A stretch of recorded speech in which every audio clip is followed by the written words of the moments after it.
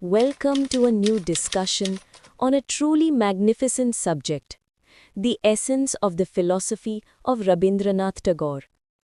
Today, we explore Tagore's profound ideas: human spirit, religion of man, Jivan Devata, freedom and harmony, religion of poet, poetic philosophy, art, and universal humanity.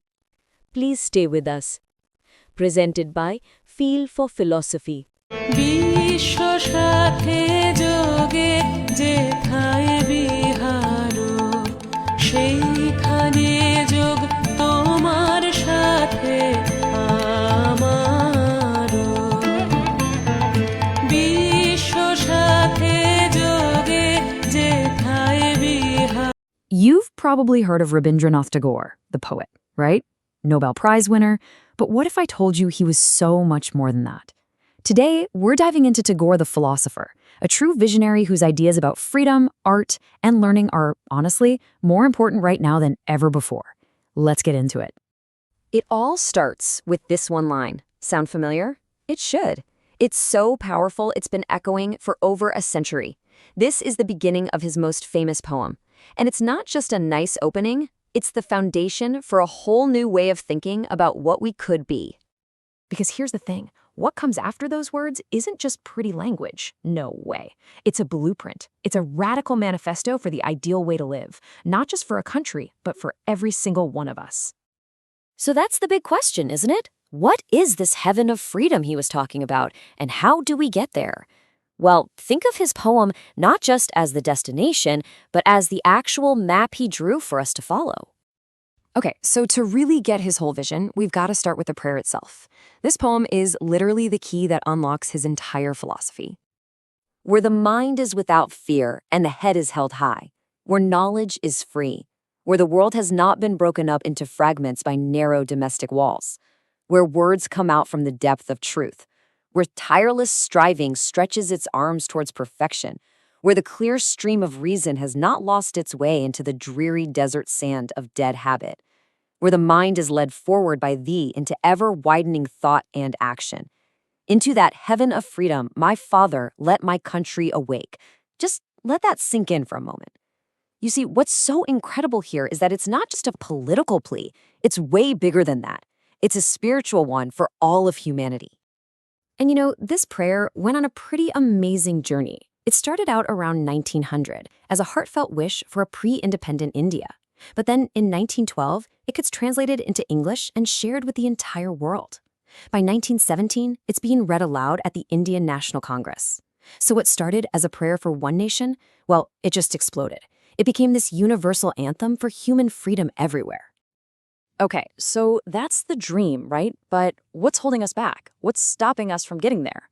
Well, Tagore had a name for it, the cages of modernity. And man, his critique was sharp. Remember that line from the poem about narrow domestic walls breaking up the world? Well, Tagore points right back at it. For him, that was the heart of the problem, and the biggest culprit, the whole modern idea of the nation. And when he talks about the machine, he's not just talking about, gears and factories. No, for him, the machine was this cold, impersonal, rigid force of the modern nation state, this system that just cared about organization and efficiency, completely steamrolling the individual human spirit. And this is where it gets really interesting. Look at the difference here. On one hand, you have Tagore's idea of true modernism, which is all about what's happening inside you, your freedom of mind, your conscience. But then you have the machine version, the one he saw taking over the West. And that was all about this slavery of taste, aggressive nationalism, and rampant commercialism. It's super important to get this. He wasn't anti-modern, not at all. He was anti-anything that tried to crush our inner freedom. And wow, he did not pull any punches. He said that these big abstract ideas, like the nation, they act like a drug, an anesthetic.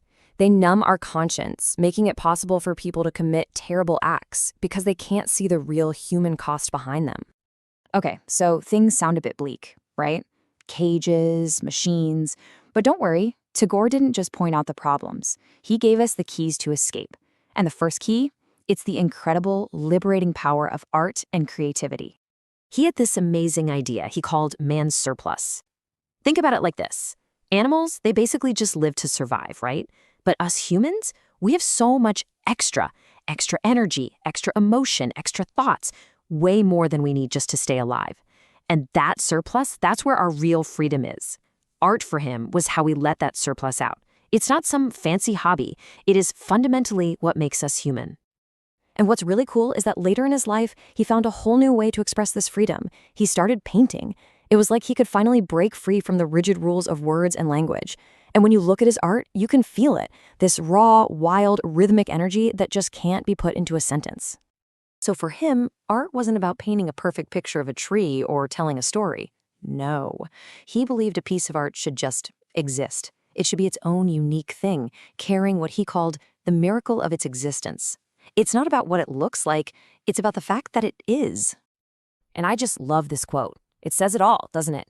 It's this beautiful idea that the lines and the colors themselves were their own kind of poetry, a rhythmic incarnation of feeling that went way beyond what words could do. So, art was key number one.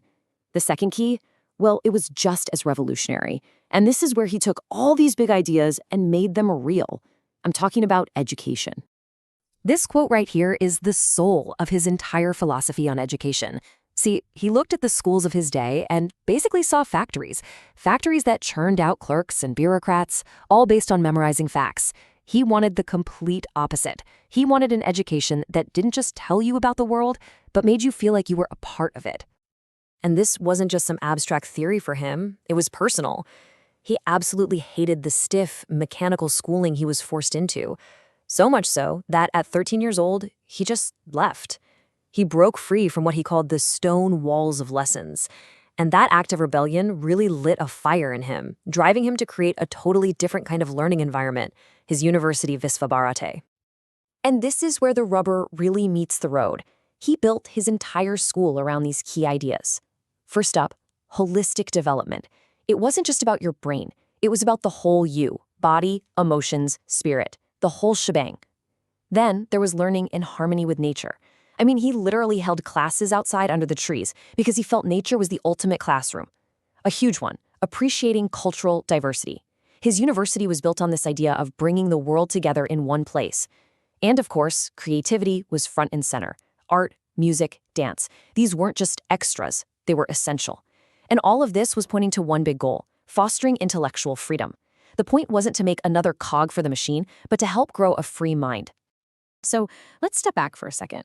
When you put all these pieces together, the prayer, his sharp critique of the world, and then his beautiful solutions in art and education, what you get is this incredible, powerful vision that is just as relevant today as it was 100 years ago. It's actually a really clear story when you lay it out. The poem, that's the dream, the vision. The machine of nationalism and materialism, that's the cage holding us back. And art and education, those are the keys he handed us to get free. So really, his message is more than just philosophy. It's a challenge. It's a call to action for every single one of us to actively resist any system, any ideology, any habit that tries to turn us into just another part of the machine. It's about finding and nurturing that surplus inside you, that space where your true, free humanity lives. And that brings us right back to today. Right back to us. In our world, a world full of social media algorithms telling us what to think and political echo chambers that keep us divided, what are our narrow domestic walls? What is that dreary desert sand of dead habit in our own lives that stops our stream of reason from flowing freely? That's the question, and Tagore is still waiting for our answer. Thank you for watching this video. If you enjoyed it, please like, share, and subscribe. Your support encourages me to create more content. Thank you.